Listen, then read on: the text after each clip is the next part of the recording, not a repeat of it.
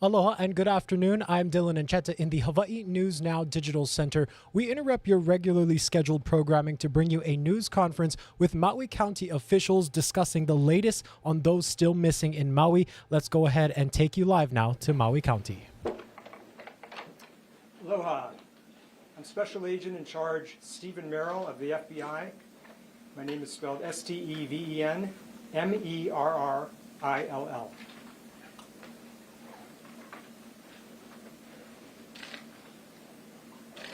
Julie French, Julie. Right now, it sounds like the speakers for today's news conference are providing their names to the media. Just a quick recap of what we know so far. The confirmed death toll of the Lahaina wildfires remains at 115. Earlier today, 87% of the disaster zone was searched, according to Maui County officials. And the big concern and the purpose for today's news conference, we know there are still 850 people still missing. And today's press conference, Maui County officials will be discussing their process for accounting for those missing individuals. Of course, we know loved ones are being asked to get DNA swabs at the Family Assistance Center there on Maui. Once again, the Maui County officials are getting set for this news conference. We're going to go ahead and take you there live now. Let's listen in. From the community, we're also welcomed. We continue to welcome that via our email that was established at community@mauicounty.com. We also, we got well over 50, near 100 questions coming in as of today.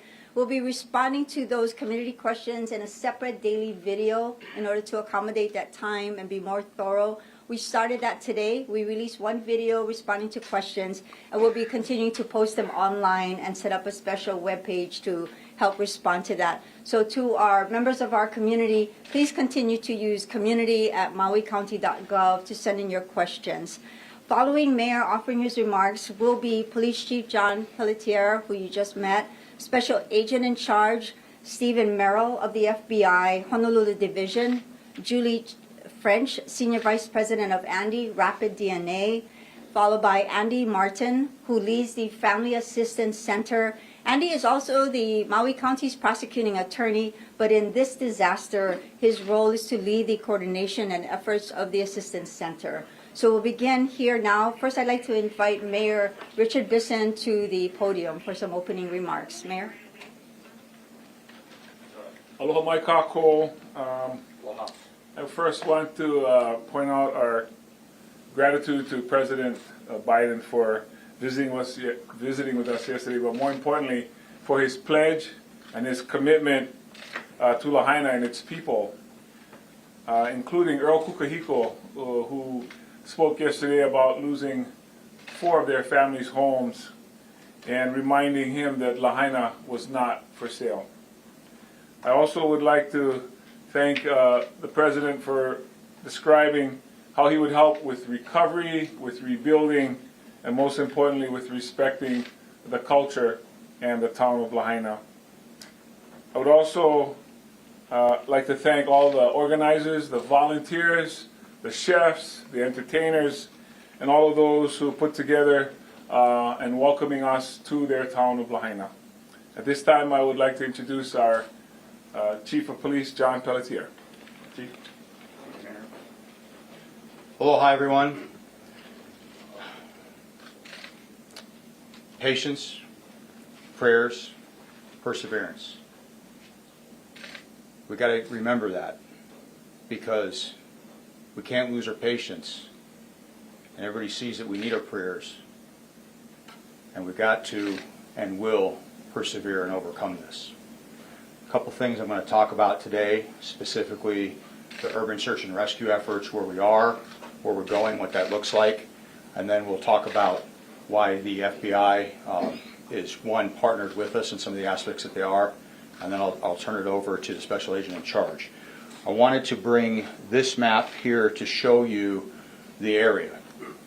And the reason this is important is every single structure or area that's been damaged by the fire is being and will be searched for human remains so that we can recover our loved ones. I've said it before, I'm not going to stop saying it. We are going to do this right. We're not going to do it fast. We cannot be in a rush to judgment. We've got one chance. And when this is all said and done, realistically, let's be honest here, we're going to have a number of confirmed, we're going to have a number of presumed. I do not have that number now. We're going to work diligently to get that. It may take a while. I know everybody wants, what's that? How fast? How quick? It's not a matter of doing it how fast and how quick. It's a matter of doing it right. You can see the different zones. Right now you can have the screens as well. Baker, Hill, Sugar, and Front are the final divisions, if you will, of multi-level structures. And so what we're doing in those is we're delayering from the top, and we're sending the teams in, and we're doing everything to find the remains and make the recovery, and that takes some time. And we had to get the equipment in, so we had to clear some of the vehicles in off of Front Street, and we've got to make sure that we're doing this in a systematic, thorough way. There's more information underneath those dots, but we're not going to get into those, and that's not necessarily going to be released because that's what we found where we did. But every single remain, once the urban search and rescue came in, we have GPS coordinates for it. And we want to make sure that we have the ability to identify and notify. And that's exactly why Ms. Julie French is here, and that's why the FAC is here, because we've got to make it a point to get the ability to get our loved ones named and give them the respect and dignity that they deserve. There is no, in my opinion, and obviously if I say certain things, they tend, whether it goes viral or not, with my partner here, we know those things happen, but in my honest, humble opinion, the most reputable law enforcement agency in the world is the Federal Bureau of Investigation. And there are certain things that exceeded MPD's bandwidth very quickly, and that's the ability to have analytical data to look at and understand the numbers of those that are unaccounted for. There's a difference between missing persons and unaccounted for. In this particular incident, we know the time, the location, the place, and in that incident there are those that are unaccounted for. That's different than a missing person that might have certain mental health issues, maybe part of a criminal situation, and then you do an investigation for that. That's why we're using the word unaccounted for. And so while we were building and understanding this, I reached out to Special Agent in Charge Steve Merrill and asked him for the help, and without even hesitating, it was, what do you need and how much?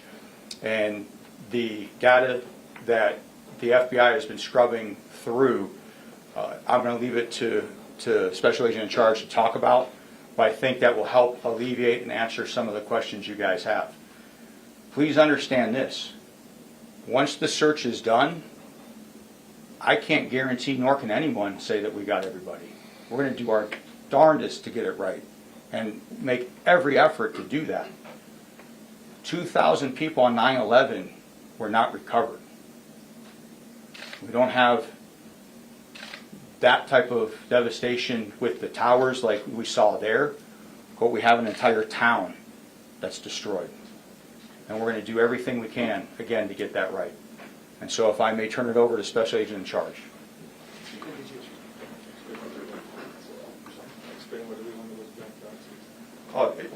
Every one of those black dots, in case you didn't catch it, was an area that was searched. And so that's a data point to give you the understanding that each one of those places was searched. So there were some questions of, did we search up the hill? Yes, we did. Did we search in this location? Yes, we did. And so you can see it, and I'm sure afterward you'll come in and zoom on the picture, but that way you can see that. Thank you. Good afternoon. Again, I'm Stephen Merrill, Special Agent in Charge of the FBI Honolulu Division. It is a privilege and an honor for the FBI to play a role in this endeavor. We're very thankful for everyone that is playing a role both in the government and the private sector and in the public for their help. And I will be making an ask, if not many, of the public and the media for help in these efforts. Just so you know, the FBI Honolulu division covers, among other places, the entire state of Hawaii. We have an office, the FBI office here in Maui, where our employees live, work, raise their children, have families, and this is a big part of what we do in the FBI. So when the chief asked for our help, as he mentioned, we didn't hesitate. Again, it's a privilege for the FBI to play a role. So why would the FBI play a role in this? We have resources that other agencies may not have. And even if they do have them, we want to be in a position to complement them. So in addition to everything else we'll talk about, I wanted to highlight a couple of the assets that the FBI brings to bear as part of our cooperation with the Maui Police Department and every police agency, federal, state, and local here in our state. We have an incredible group of people and expertise that I'm very proud of. And that expertise includes, among other things, evidence collection through our evidence response team, which is deployed here in Maui, has been here since the fires.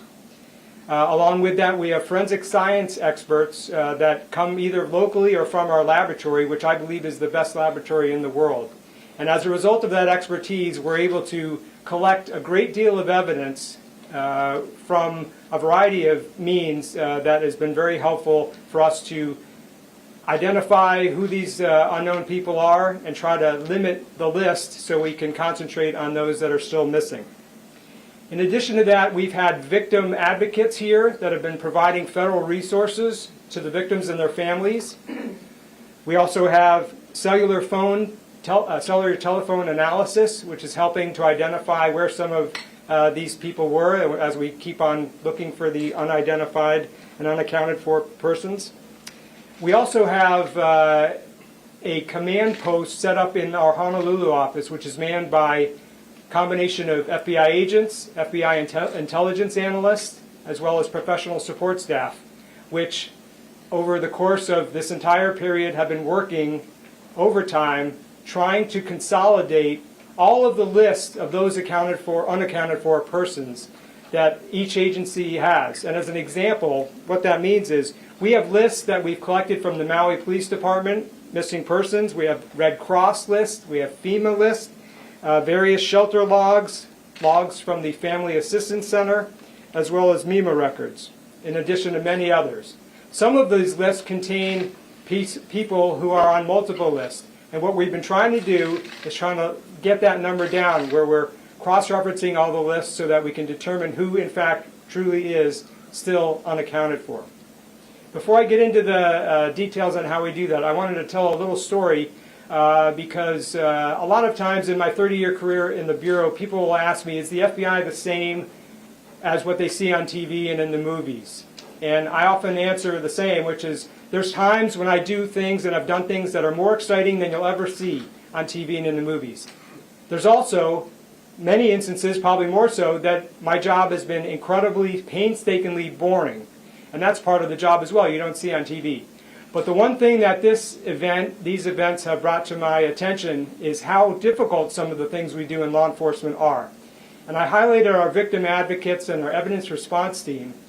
And the things that they've done and other members do every day here on this team represented on the stage on the dais is truly difficult. I can't imagine ever having to deliver as many death notifications as our employees are doing all around the country, in fact all around the world if necessary, as well as they're going out and collecting DNA from family members around the world, around the country, so that we can use all that information to try to figure out who still is unaccounted for.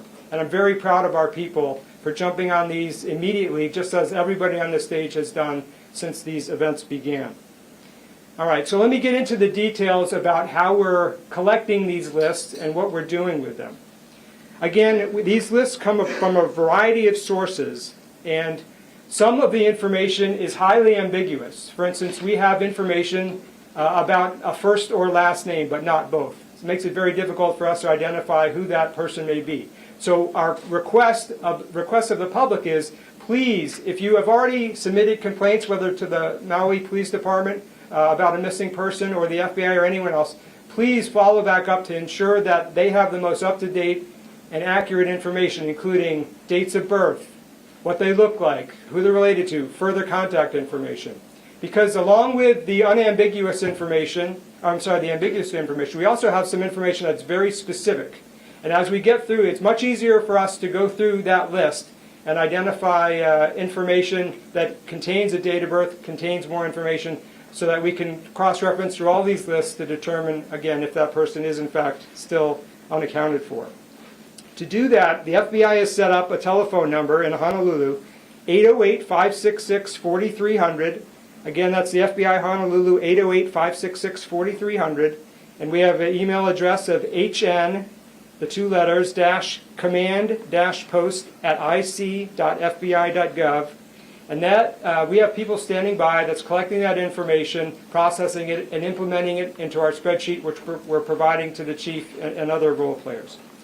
So, as a result of all these lists consolidated into one, we have a number of about 2,500 that at some point were reported either by family members or by agencies, shelters, whatever it may be, that were reported missing.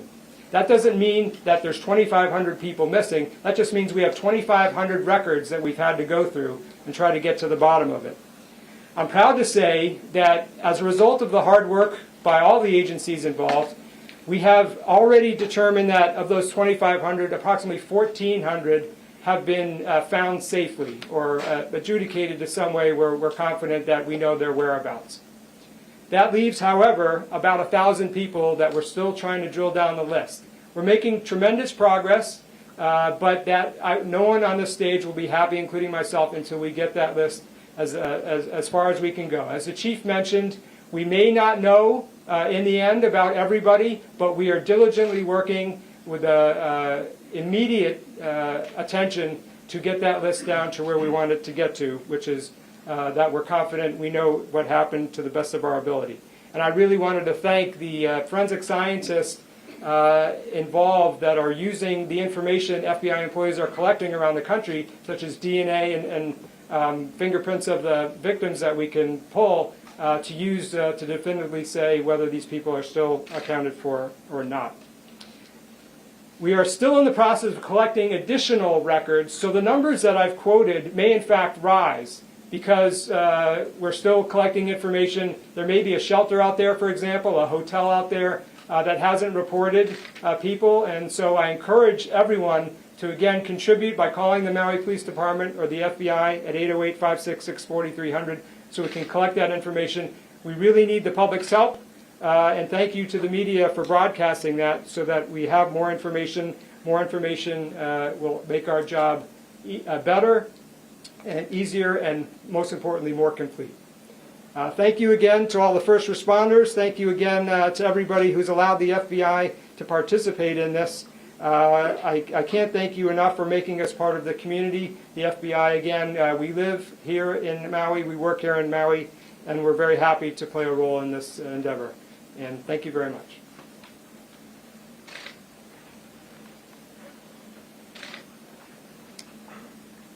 Hello, Julie French from the Andy Corporation, and I'm leading the rapid DNA testing efforts on Maui for this event. In partnership with the Maui Police Department and their supporting agencies, we are using rapid DNA technology to help to link remains to family members. Andy Rapid DNA technology is being used here in Maui, and we're comparing the DNA results that are generated from remains to available family members. Nearly 3/4 of the remains that have been tested for DNA thus far have generated searchable DNA results. We need family members to come forward and donate their samples so that we can compare them to these DNA profiles we've already generated from remains. This is a critical step in order to make an identification based on the DNA testing that's already been done. DNA is passed through families, so the DNA can be used to link family members together. Parents, children, siblings share the amount of DNA, and that sharing allows us to make comparisons that can ultimately identify someone and allow the DNA to bring the answer about who that individual is. It's important that families that are missing loved ones come to the Family Assistance Center. The Family Assistance Center will welcome you in. We encourage you to come together with your family members. Multiple samples from a given family are best. So we'd like multiple people from the same family to come forward and give their samples. The testing that's being done here is following standard procedures. We're using DNA to bring integrity to the process and to bring accurate results to the identification.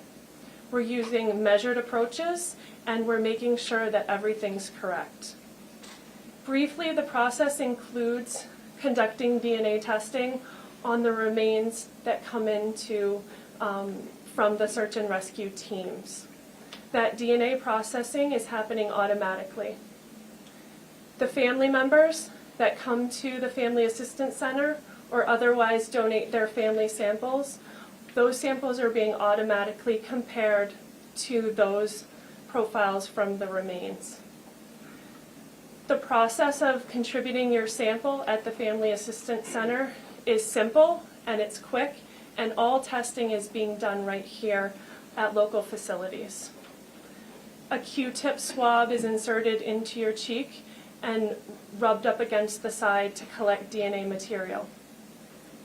We also collect personal information about you as the donor, as well as your relationship to the missing or unaccounted for individual that you're reporting. This biological relationship is very important to capture and will help us with the ultimate DNA comparisons that may be made. All of this testing is happening right here in Maui, and the samples that are donated at the Family Assistance Center are not being entered into any sort of government-run databases that are used for any other purposes. The samples are only being used for the sole purpose of comparison to this disaster and the remains that are recovered from this disaster. I'd like to thank all the family members that have come and donated their samples, and I'd like to thank those that have agreed to come in when outreach was made to them. This rapid DNA technology has been used in other disasters and has been successful in identifying and bringing identification information to these unknown remains. Our plea to encourage people to come to the Family Assistance Center is really impactful for our testing, because we don't want to end up in a situation where we've generated results from remains that have come in from the disaster, but we don't have anyone to search against them. So we really need those family samples so that we can search the ones we've already generated. This is such a difficult time. It's a difficult time for all of us, and we appreciate that our outreach and our request to come to the center is difficult, but we really want to help. We're honored to be here helping to provide Andy rapid DNA technology to this disaster to help bring identifications to the citizens of Maui. Thank you. Good afternoon, everyone. Again, my name is Andrew Martin.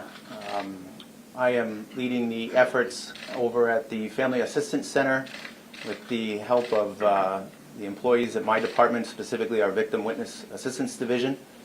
I'm also the prosecuting attorney here in the county of Maui.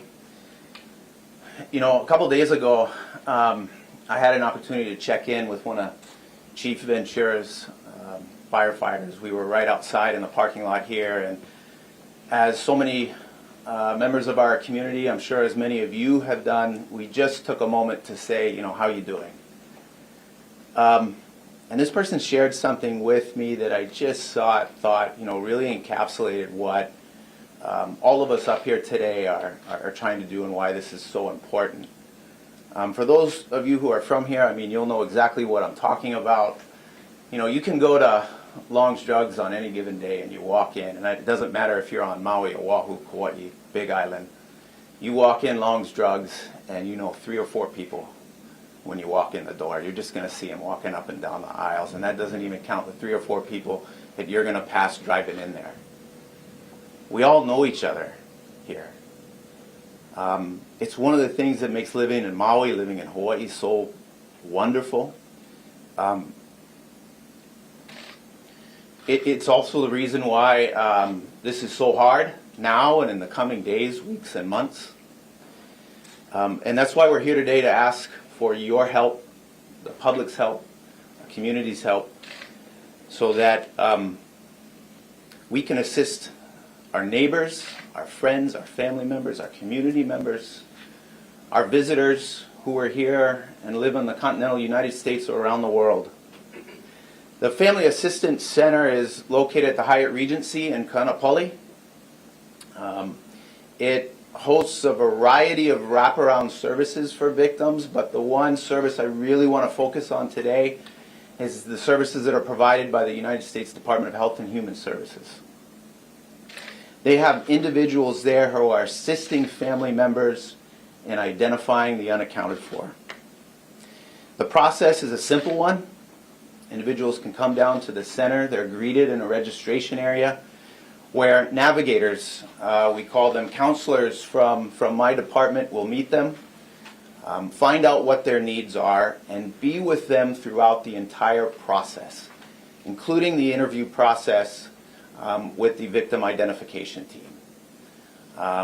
Those individuals who are here are partners who are here to help us with this part of the process. Our counselors will assist them in interviewing the family members who come down to get information from them about their family members, their loved ones who are still unaccounted for. This includes medical information, dental information, identifying information where they may have lived or stayed. And if the individual wants to, they will also provide them with the opportunity to submit a DNA sample. As you just heard from Julie, this is really an important part of the process and what everyone is working on right now. It's a simple process, as Julie just described.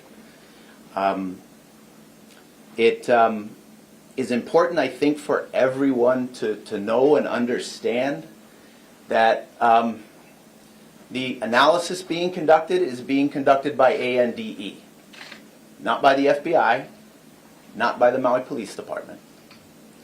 The DNA profiles are not being retained by the FBI, by MPD, or used for any type of purpose other than helping individuals find their unaccounted for family members.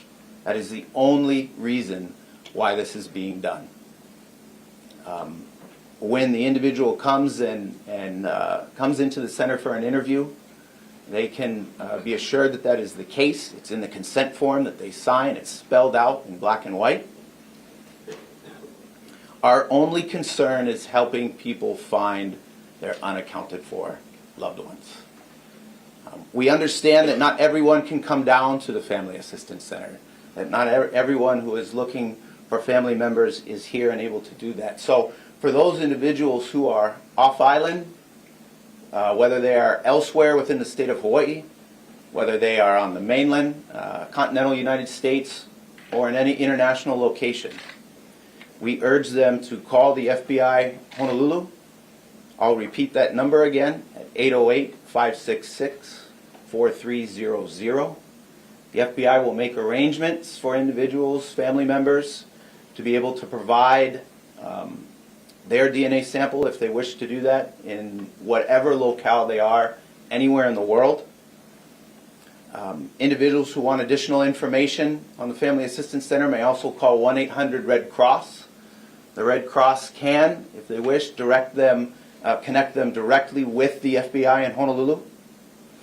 And if anyone feels more comfortable writing into us about the process, they may email us at fac@mauicounty.gov. wildfires.gov. I want to thank you all for being here. Again, we ask for everyone's assistance and help. Please, if you are on the island of Maui and you have a family member who is unaccounted for, come down to the Family Assistance Center at the Hyatt Regency. We are there to help you. We are there to walk you through the process. If you are elsewhere in the continental United States or elsewhere in the world, please call the Red Cross, call the FBI Honolulu, so we can help you, so we can help identify your unaccounted for loved one. Thank you very much.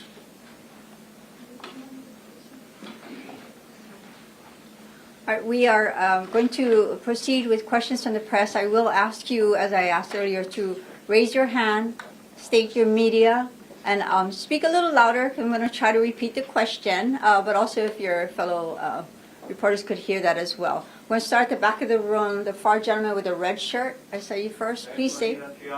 Tucker with White News Now. How are you considering publicizing the list to get the public involved in helping to whittle it down as was done in California?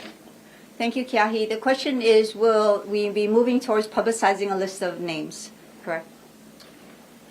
Great question. It's fair. And I am going to answer it, but give me 1 second just to say a couple things, if you don't mind. The amount of work that all of the first responders and members of the community are doing is so much that we'll never be able to capture. We'll never be able to quantify that. We have people that literally responded knowing their homes burned down. They know that they have people that are deeply affected by this. We have people going to work, both fire, police, medical. They're borrowing clothes. They're borrowing clothes. Their kids are borrowing clothes. They have nothing. And so I just think it's so important that we take a moment as human beings and recognize how much we're really into this. Reference the question, let me answer that. So the answer is yes, we are looking to do that, but what we want to do is we want to get a verified list. The 1,100 names right now, we know that there's a margin of that some of them have first names only. And there's no contact number back. So there was John's missing. When we try to call back who said that, nobody's answering. I have a retired member of the department that was on Pukalani, was never down there, his name was on the list. And so we're trying to scrub this to make it as accurate as we can. There is an email right now. We just set this up before we came in. Unaccounted at mpd.net. Unaccounted at mpd.net. We want you to do a report, because right now we have 85. So we can talk about lists and we can talk about numbers, but I have 85. So if you're serious, do a police report. Because I'll tell you what, if you want to waste our time and do a fictitious report, we'll deal with that. But the reason I'm saying that is don't waste our time when we're trying to do the right thing. Don't be part of the problem, be part of the solution. We're going to scrub the data. Once we get to what we think is a viable list or a verified list, we'll push that out. We'd like to do that in the next few days, maybe sooner than that.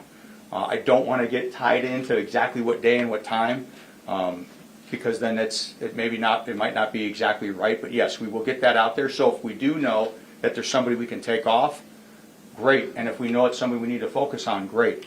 There is no secrecy, there's no hiding different things, but we want to make sure that we're as respectful as we possibly can. Thank you. I'm going to go to the woman in the blue, followed by this gentleman here, and then the gray shirt in the back. Go ahead. Hi, I'm Audrey McAvoy with the Associated Press.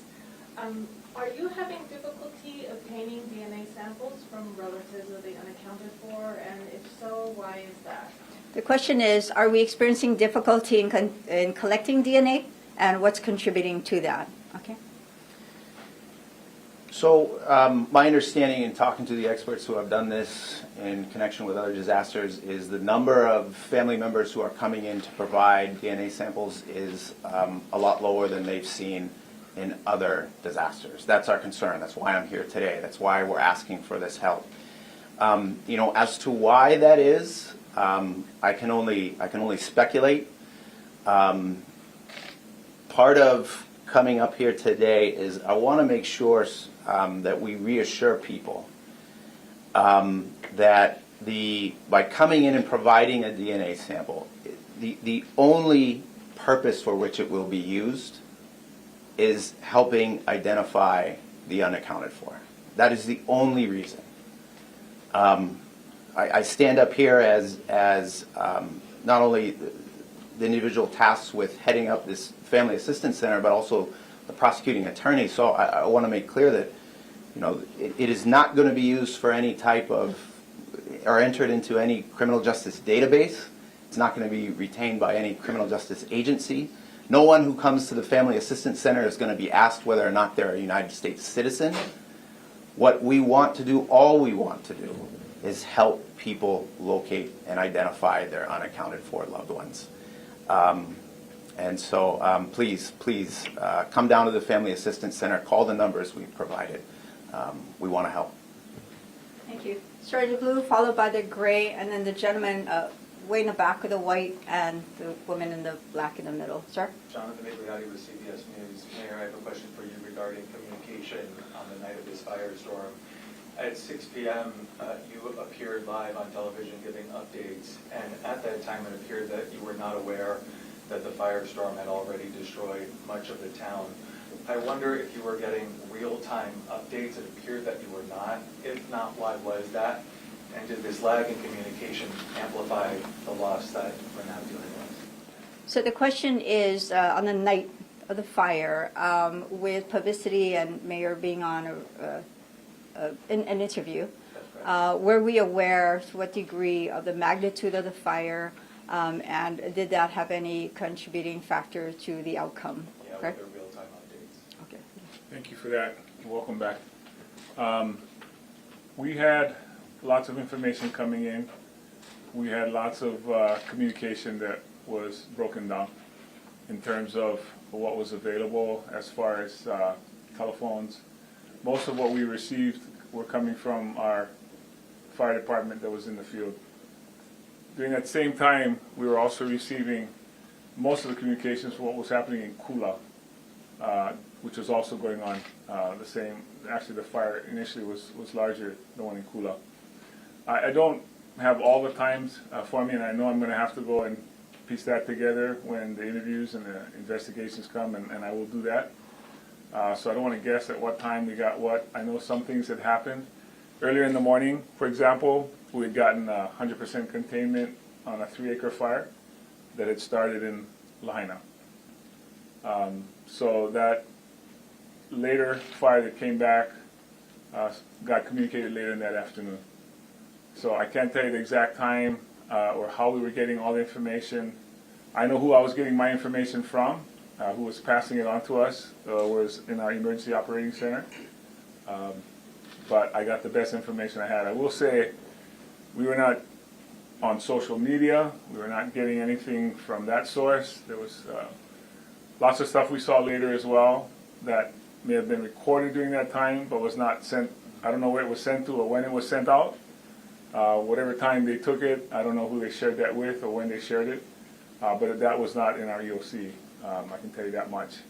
And so, of course, we'll look into more of the times. I can't tell you what contributed to what, because what also happened during that time is our police department was going around Lahaina making personal pleas, going to people's homes, knocking on doors. They were also using their speakers on their vehicles, asking everyone to evacuate. So that was happening also. I wasn't aware of that until later as well. So there's lots of information that came out, some of it concurrent with what was happening and some of it later. And just the final part of my question, do you think a lag in communication, it sounds like with NEMA, could have contributed or amplified the loss that we're seeing? You know, the question is whether or not that lag, the second part of the earlier question, whether that lag contributed to any devastation. You know, that would be a guess on my part. I can't tell you what would have or would not have changed with that information in terms of the fire. You know, the degree of fire, the degree of winds that were happening. I'm going to leave that to the fire expert to determine what would have changed the outcome of this. Thank you. Thank you. As I said, gentleman in the gray, followed by the fellow in the blue, and then the woman in the middle in the black. Sir? Sam Broad with NBC News, and thank you so much for taking our questions. I apologize if I'm misconstruing something here. I thought, coming in today, the official unaccounted for list was 850. Special Agent in Charge Merrill referenced 1,000. The police chief said 1,100. Has there been any change or fluctuation in that? So the question is, has there been any changes from an earlier number of 850, given the two numbers that we've heard today? Thank you for your question. I know it is confusing because the numbers do change. And as I mentioned in my remarks, a lot of the change in the numbers is based on the fact we're still collecting new information in. For instance, we've made requests of one state government agency and a private sector agency for their records so that we can compare it to what we have already. So we may in fact, and I expect this to happen, every day the numbers will change. That being said, the number we're most concerned about is obviously trying to clear people from the list, and that has reliably gone down every day. Although we may identify more people that there were reports that they were unaccounted for, we are able to remove people from the list based on this influx of information. And the more information in this case, as I mentioned before, the better, so that we can get more additional information that will help us get people off the list by identifying, for instance, their dates of birth, fingerprint information, DNA information, that sort of thing. Sure. So are you saying because of these new sources reporting private agencies that you're now above 1,000, but that's the number that continues to fluctuate? Yeah, and yes, but let me just explain a little further. That doesn't mean necessarily, as I mentioned before, that these people are in fact missing. It's just that we have, the numbers I give you are reported unaccounted for, whether it be someone who just gave a first name, Chris is missing, or someone that gave very extensive and specific information. So we don't want to leave any stone unturned, so we're considering everybody on that list until we can prove that they shouldn't be on that list. So as of right now, is that 1,000 or 1,100? As of today, it's between 1,000 and 1,100. Thank you. Thank you. Sir in the back with the glasses and the light-colored shirt. Thank you. Jack Morford from the New York Post. If I may ask about children, how many children are among those reported unaccounted for? How many remains of children have been recovered? And also, how many people have supplied DNA comparisons for children? So the question is, do we have information on how many are children, how many remains are children, and have there been DNAs that have been specific to child victims reported? You know, that's a tough one, right? And I'd love to say there's none. I don't know the answer because we're not recovering whole bodies. I think I talked about it before. We're picking up ash. Some of it's crumbling. So here's what I can tell you is there's 13 folks that we've released their names, and you see their ages. We do know at some point we will be releasing some names of some children, but we don't have them identified. I know that we've recovered some that we believe to be. I don't know the exact number because we just don't have that. So we have to get that as a community, as a world society. We have to understand that that's going to happen. And so we'll get that when we can. But I really honestly can't give you the exact number because we're still sorting through it, which is why the plea for the DNA is so important. And so the question is, if you feel that you've got a family member that's unaccounted for, give the DNA. If you've got a family member that's unaccounted for, do the report. Let's figure this out. And so just a name with no callback doesn't help anybody. And so we want to not create panic and pandemonium. We want to deal with what we know is there. And we've got the area that we're searching, and we're doing everything we can to get those remains and to do that recovery. So as far as the DNA, I'm gonna leave it over to that, but I do know that on the lists of 1,100, we don't have any children listed on that. Okay, to the woman. I think I'd like to follow up from my perspective on the minor victims, the children. So this list that we have, again, sometimes there's not enough information to identify much about the person. Sometimes, again, as the chief mentioned, we only have a first or last name. That being said, of the unidentified, of the people on the list we're still trying to get more information on, we don't have anyone on the list that we know they have a date of birth that shows they're a minor. That doesn't mean, as the chief mentioned, there are not minor victims. I don't know the answer, but on all of our list, we don't have any names currently that show a date of birth of someone who is a child. And if I could ask Yes. Ms. French. Can you tell the question and I'll repeat Yes, it? just the final part of the question was whether the families of children have supplied DNA in the hopes of finding children. Okay, the final part of that question is whether families have given DNA specific for children. The total number of family reference samples that have been collected thus far is 104. We're using those samples and the personal information provided to construct family trees or pedigrees to try and use the DNA for the identification purpose it was intended. I don't have the exact numbers on how many of those submissions are specifically looking for minors. Thank you. In the middle? Yes? Hi, I'm Marisa Giorgio, Scripps News. I want to talk a little bit more about kids because you're saying there are no kids on this list of unaccounted for, but we are hearing from locals, from parents, their babies are missing. How can that be? Okay, the question is again to clarify and confirm about the matching of children's names out there compared to what we do know. Chief? We've heard a lot of stories, and I'm not saying that there's not kids. I think I was very clear on that. But we have not confirmed any of them to have passed. And so we have to go through the process. And we'll get to it the best that we can, but we have not confirmed any of them at this point. And so we can only do with what we can do at the time. And so we want very much to be able to give that peace and that mind. And I don't know if you saw the story of the notification, and I'm half tempted to have you raise your hand and tell me if you've seen it. But I got people that are having to go and make notifications for, at some point it's going to be well over 100 if we can get them identified. And that's not in their job description. Nobody signed up to do that. And so we know we've got grieving families. We know that we've got uncertainty. We want to give people closure. But as of right now, the bottom line is we can't confirm them. And I just can't say it's that person without having that empirical evidence to do that. And so we'll get to it. We're going to do it right. And I've seen those same things too, but we have to do it the right way. But they're not on the unaccounted list. Yeah, I'm sorry if I didn't make myself clear. When whoever called in or sent an email, whatever it was, on any of these lists, if they didn't provide a date of birth and they just said a name, John Doe is missing, unaccounted for, that doesn't allow me or anyone in the FBI to know for sure that that person is a minor or an adult or anything.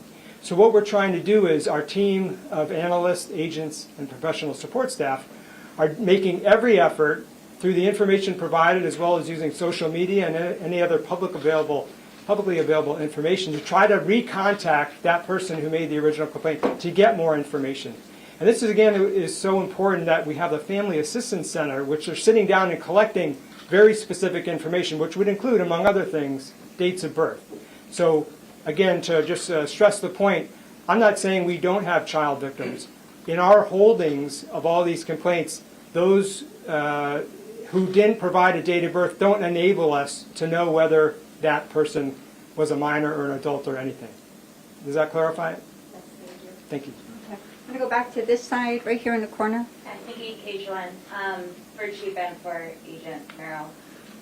We've spoken to some families personally who have confirmed their own loved ones that aren't on the press release or County Maui Facebook page list. And a woman I spoke to yesterday had texted me saying her mother was confirmed via FBI who's on the mainland, that her mother had passed away. Her name wasn't on the recent list either.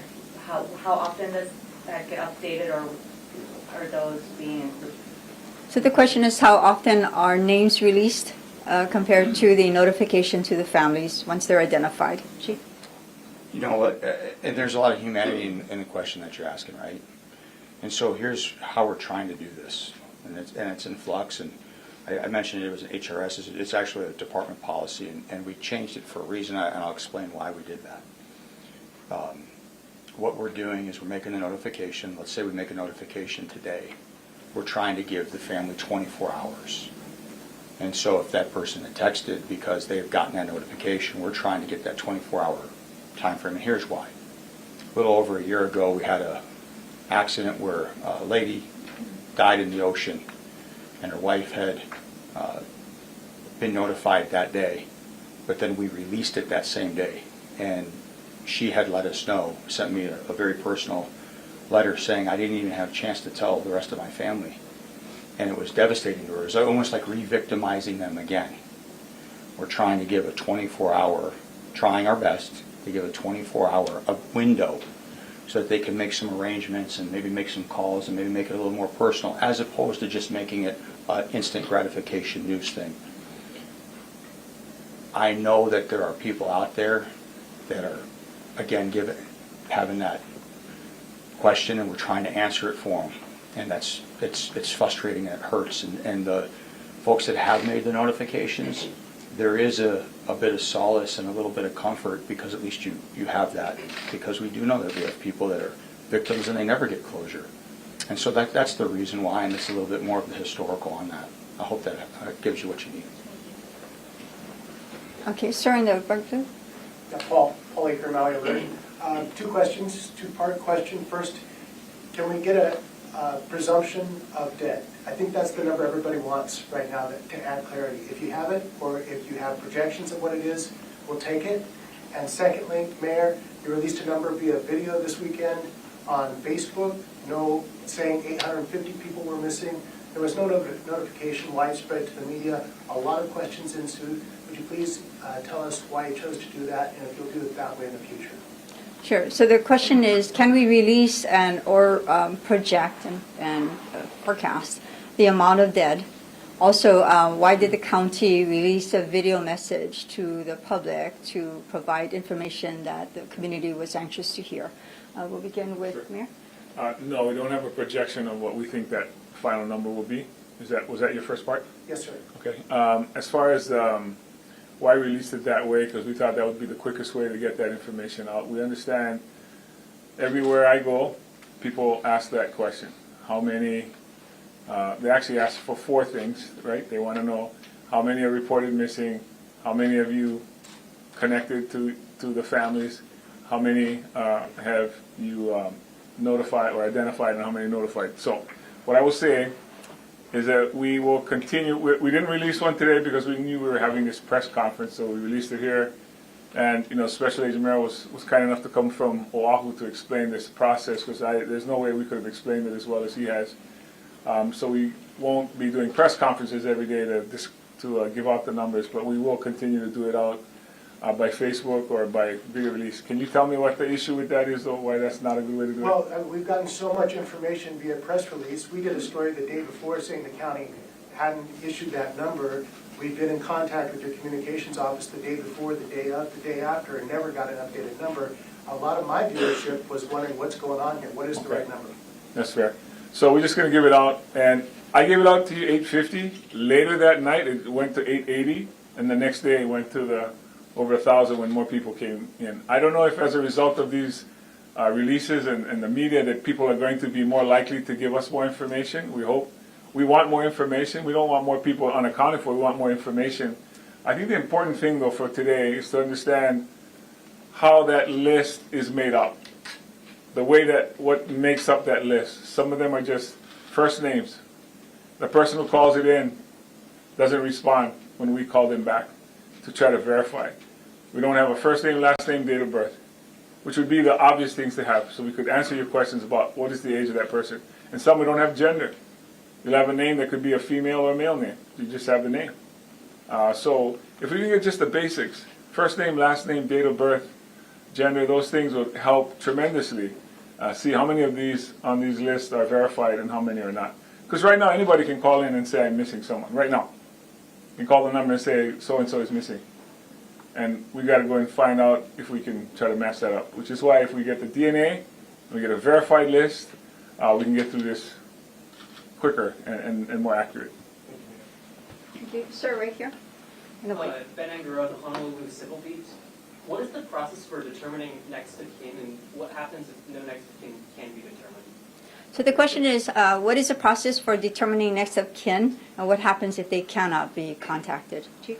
Well, seriously, great question. We stood up what's called the MINT, the Morgue Identification Notification Task Force. The reason it's a task force is because when you have different agencies and you commingle, it becomes a task force. It's just a term, but obviously with what we're in right now, we kind of need to use some of those. We have investigators. I have folks from Honolulu Police Department. I have folks from the FBI. I have folks from MPD. And they're going in as detectives, if you will, scrubbing the information that we've got based on the list that we have. And so the number I'll use is 85 because that's the amount of police reports that we have. There's other things that we can use, but again, if it's and I'll make this plea, please. If it's a legitimate unaccounted person, use the email address, unaccounted@mpd.net. Then we'll have a much more accurate number. We'll really know what we're dealing with. And so if it's legitimate, go into that. You're actually going to get kicked back as soon as you do a read receipt, if you will, with the instructions of what we need. And so we need your contact information, and we need some basic information, name, date of birth, the relationship. That shouldn't be that hard. And we talk about this number. And you guys are the best journalists in the whole world, right? I mean, you're here because you're the best. And so if it's a legitimate person or somebody's going to give you a story and they give you a scoop, is it because it's a name that you can't quote and somebody you can't contact? You're going to put your reputation and your career based on somebody that's a first name? Or are you going to do a little bit of digging to put your reputation on it? So when we give you it, it's because we're trying to do everything. And so the Mint does the investigation, they find that next of kin, and then we make that notification. And so to clarify, would that be like whoever submitted the police report, for example, might be a good first stop for thinking that maybe... 100%. And then the reason being is because then that could lead you to it, because you want to find who that next of kin would be. Obviously, if it's a spouse or a child, and then we can go from there. You might also be able, based on the report and the data, you might be able to find that this person, because in Hawaii, we have a thing called Hanai, and that's your family that's almost like an adopted family, and it means just as much to us as regular family does. And so you might be able to find who the family is based on that as well, because we want to give that closure. There'll come a point when once we have this, we may, over time, have to release those names, but we're trying diligently to be as respectful as we possibly can, and here's why. I think they've suffered enough.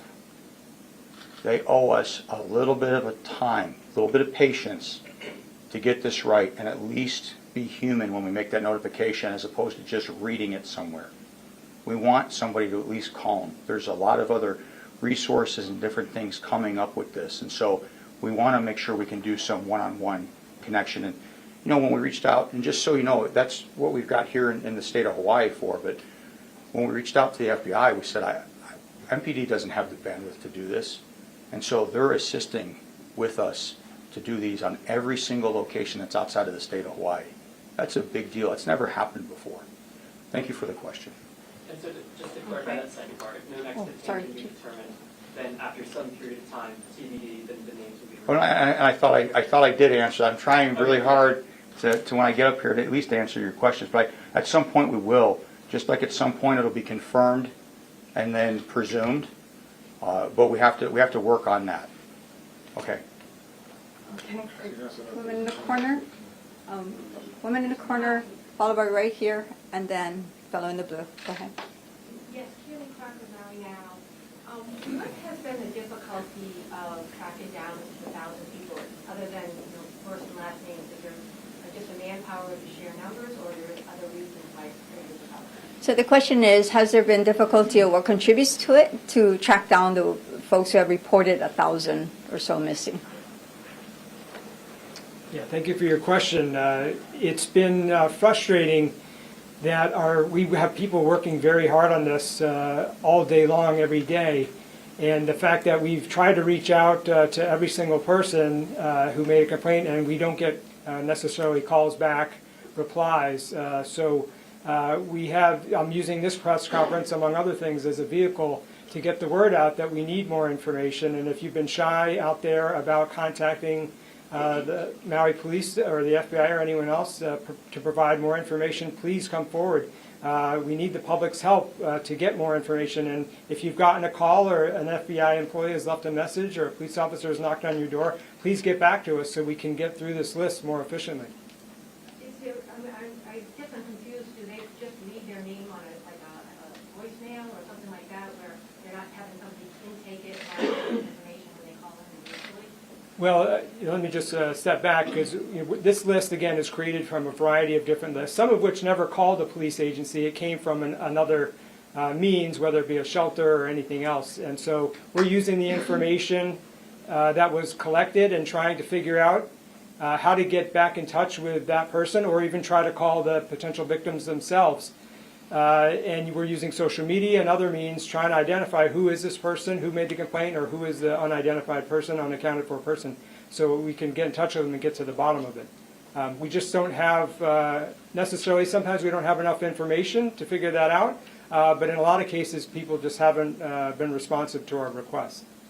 Thank you. Gentleman right here.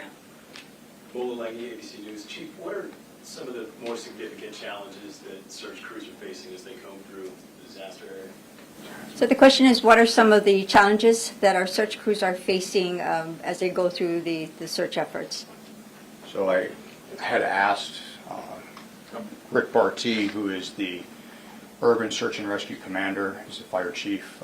He actually helped with the 9/11 disaster. I think he's probably the best one to answer that. We're into an area now where we have challenges of layers of 4-story buildings, 2-story buildings that are on top of each other. And our job is now to delayer those buildings, make space for us to go ahead and go through it. Once we delayer it, check it out, delayer it, check it out, and continue with that. So a lot of these buildings were either Quonset hut style buildings made of metal that are bent down to where we can't enter. So we're using heavy equipment for all of those type of searches.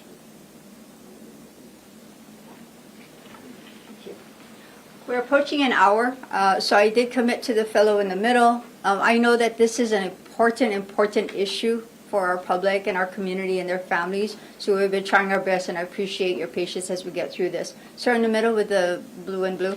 Yes, Jeremy Lee, KITV4. Question about August 8th, that evening, Mr. Mayor, Chiefs Pelletier and Ventura. Mr. Mayor, when you appeared on KITV in the live interview that was referenced earlier, you said you were pleased to announce that Okiokio Place was opened up as of 5 p.m. But at that point, people had already been fleeing. At 6 p.m. when you appeared, by timestamps, by 5:30, people were already in the ocean. Were fire and police communicating at that time, and how, about road closures, as we also have reports from those who fled that they could not get out via Honoapilangi Highway, but were directed down Keawe Street to Front Street. Can that be confirmed as far as the north side exit? And when was it that everybody got under one roof together in the Emergency Operations Center to communicate about the response? Okay, that was a really long question. So I'm going to just say that there were a lot of questions they heard, but to repeat some of it and capture it.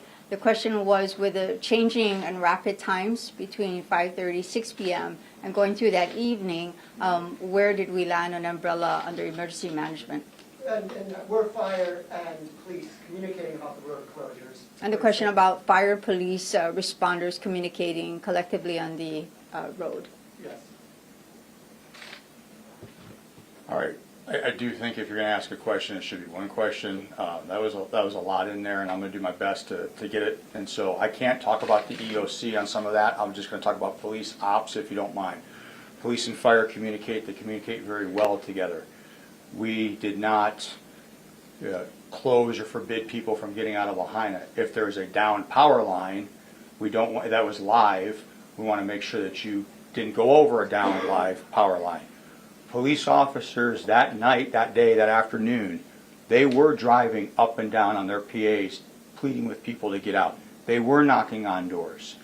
They were doing everything they can. They knocked down a fence on Lahaina Luna to get people out because they needed to get out. And we had firefighters that, by the grace of God, did not die.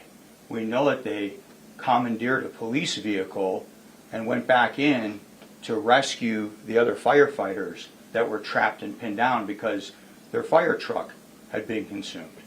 And so we wanted to get people out. And so let me answer it like this. There is going to be a very detailed long after action. It might be the longest after action that's ever been. Every data point is going to be scrubbed and looked at and meticulously gone through.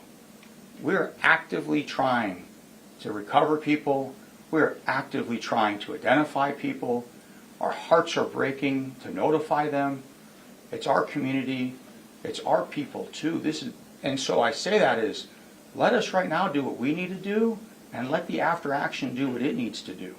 But I can tell you that we did everything we can from a law enforcement perspective, from a first responder public safety perspective, to make sure that we preserve life and protect each other. And so we've already found that some of the false reports on the direction of travel were not correct. We were getting people out of the area. We were forcing people not to go at a certain point down Front Street because it had already gotten too late. And so the efforts were to get people away from the fire and away from the danger. So they weren't directed down counties? They were not directed toward the danger. I'm just going to finish a part of that. I gave you the best information I had at the moment that I gave it to whenever you want to talk about, just like we're trying to do right now. We lost contact with one of the fire trucks. I don't know if it was fire truck 6. We were worried in the EOC because they were not. There was a regular time that the fire folks up in Kula and in Lahaina and eventually Kihei were to call back in, that they were just to report back in, and there was no reporting. So there was a period of time there where you did not know what happened to these firefighters. I can't tell you exactly what hour that was, but they were one of our main forms of communication we were getting. And we eventually found that they had their truck burnt in the fire as they were trying to fight it. And then they eventually made it out, and we were notified that they were not killed in the fire. But there was a lot going on, I can tell you, and I agree with the chief. I'm happy to answer all these questions when the right time comes, which is when the after action and investigation comes about, what we knew when we knew it. You folks know a lot more information today than we knew on that day. Everybody's taking information after the fact and applying it to then and asking how come we didn't know back then what we know today, because the answer is we didn't know back then what we know today, and even while it was happening during the time it was going on. Lots of reasons why, and you can decide what that reason was, whether it was somebody did something on purpose, or somebody did something out of negligence, or somebody did something out of necessity. There are probably a lot of reasons you can apply to why we do what we do as human beings. But I can tell you I gave the best information I had at the moment, and I'm sure so did those police officers and those firefighters who were trying to fight a fire and communicate with us all at the same time. You can just imagine, or you don't have to, what was going on during that time. But thank you for the question. Okay, right there in the back corner. Yes. Chrissy. I'm not sure if this came up earlier, but we're still hearing about were any bodies recovered from the ocean, and we're even hearing that some washed up on Lanai. Can you clarify that once and for all?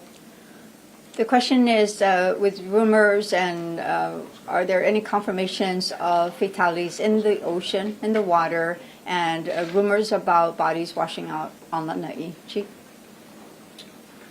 The Lanai rumor is absolutely false. And my understanding is Coast Guard got one out of the water. That was deceased. That was deceased. We've been a little over an hour, so I'm going to take one more from the back, right here. She's trying really hard. Yes, in the yellow pants. Go ahead. Yeah, Carol came in with NPR News. I'm wondering why the names of victims who have been recovered by their own family members are not being added to the confirmed just a confirmed death. Okay. The question is, why are the names of victims who have been confirmed by their own family and relatives not added to the known names list?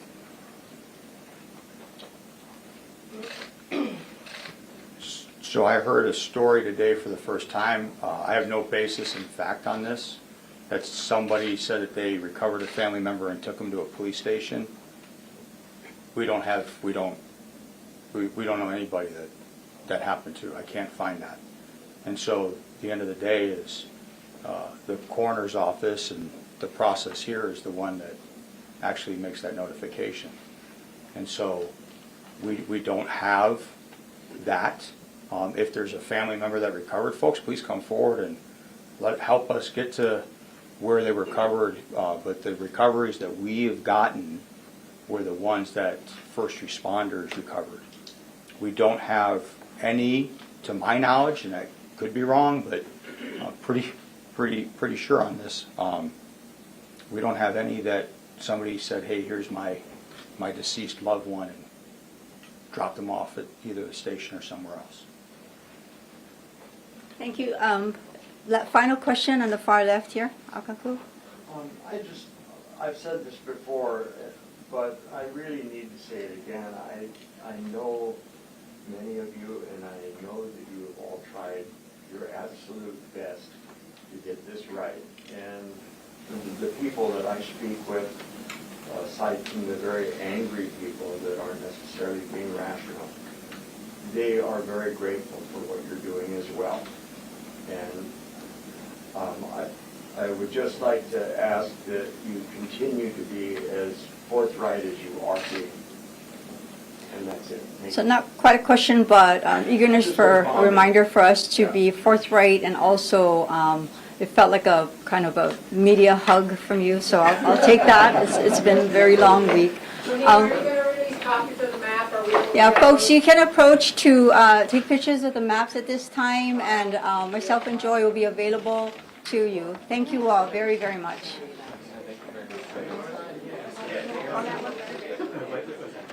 So that was a live news conference with Maui County Mayor Richard Bissen, along with other officials aiding in the search. You heard from MPD Chief John Pelletier, as well as the DNA specialist. The big headline out of this news conference is that now the updated number of those still unaccounted for is at 1,100.